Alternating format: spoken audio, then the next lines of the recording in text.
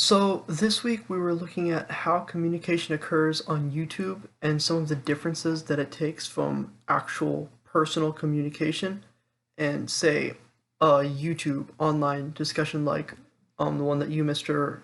Hum post. What do you call it? Your discussion videos. The one we just watched this week, how those are on YouTube versus how they would be actually if we were in person. On those videos we can leave comments and we can schedule a different time that we can actually ask like questions and stuff. But on a YouTube video, YouTube is a platform that's made for sending information.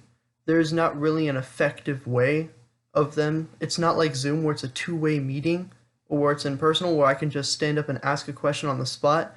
You may have to schedule a meeting where you can talk to someone later on in the week via Google Calendar, or you may have to turn on a comment and wait for them to respond, which they may or may not get around to, depending on if they see it or not.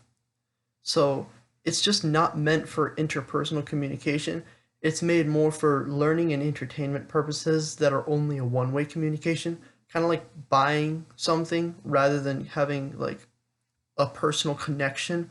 YouTube just doesn't allow for that growth. If it was something like Zoom, then you can obviously talk more effectively on it because you can sit down with another person. But it's very obvious from this chapter, as we've been observing YouTube and how it works, that it just is inferior in most ways to actual personal communication, since you can't really effectively ask questions and have two-way conversations. You can only rely on what's being said. So depending on some channels, like some, what do you call it, news channels, some of them may be very well and may accurately describe things, but if there are other questions, it may be very difficult to ask them, so you may just have to find another video that can tell you that, rather than being able to come and ask questions. So that's just kind of a downside of it. However, there is the upside that you have immediate access to something, and you can watch it anytime, while with personal communication, we would have to sit down and plan a time where we can actually come and talk, or we both have to have free time.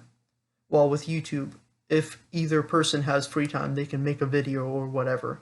Just like right now, the people who are watching this now are probably working on something else and wouldn't be able to talk to me during this discussion for something else. So YouTube can be useful, but in most ways, it's just inferior and is only meant for sending information rather than effectively receiving it.